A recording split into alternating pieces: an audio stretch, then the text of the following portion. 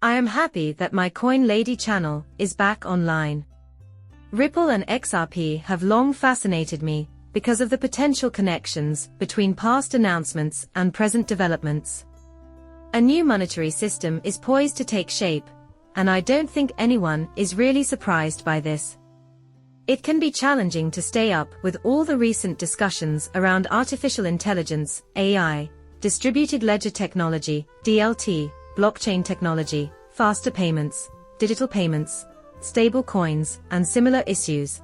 This new financial structure would have seemed absolutely ridiculous 4 or 5 years ago. On the other hand, these days it seems like, certainly, that will definitely happen. You will no longer need to persuade anyone once this is set in action. But we were already talking about this 3456 issue when all the Ripple and XRP documents were circulating. You can see that things are evolving. In the film, we witness the preparations being made for the major event, the incorporation of distributed ledger technology, or blockchain, into the monetary system. If you're interested, I can go into detail on how Ripple and XRP function. Here, Ripple and the DIFC collaborated. Launched with the intention of giving early-stage businesses access to tailored resources, guidance, and funding of up to $100,000, the XRP Ledger Accelerator program additionally provides Ripple mentoring to aid in the advancement of businesses. In a way that new companies looking to break into the MENA market can be supported by the XRP Ledger. Participate in 8 weeks of workshops, technical advice, and a demo day to learn about cutting-edge blockchain applications, and increase support for the XRP Ledger. Here are some of the things we talk about every day in this market.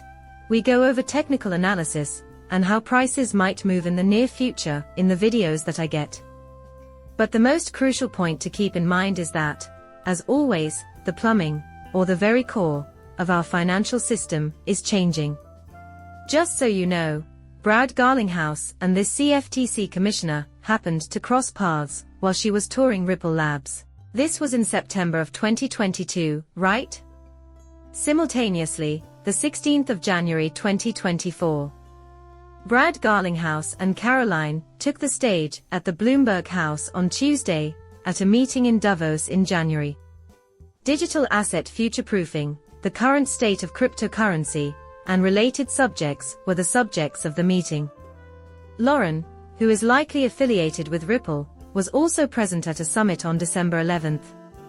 A commissioner from the Commodity Futures Trading Commission, CFTC, will represent the Blockchain Association at this policy session. Despite my repeated claims that the SEC will not be in charge of space regulation, a new commissioner for the CFTC has strong ties to the outgoing one. This sector's regulatory authority will rest with the Commodity Futures Trading Commission, CFTC. Although the CFTC has been involved for quite some time and appears to have been undertaking a great deal of study as well, this will either be handled by a newly formed government agency or by the Commodity Futures Trading Commission, CFTC. Nevertheless, I made a remarkably similar statement in July of 2023. This is the main reason why I believe the SEC lawsuit and Ripple were premeditated. As the main sentence states, our request is for a level playing field and a unified national regulatory strategy. Based on what Brad Garlinghouse claims, actually, though, the idea of a level playing field has been tossed around for quite some time, even in relation to the banking sector.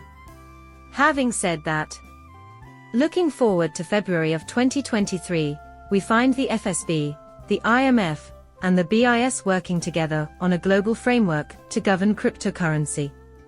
This is all happening before the G20 summit between July and September 2030. According to reports, they have been attempting to pass crypto regulations till 2025 comes to a close. It is December 2022, after all. Who can Ripple consult for advice on how to best govern the world's cryptocurrency markets? Excuse me, I understand. The FSB is currently involved in a legal battle, and XRP is considered a security. Remember that this transpired very soon after Caroline D. BAM's meeting with Brad Garlinghouse at Ripple Labs.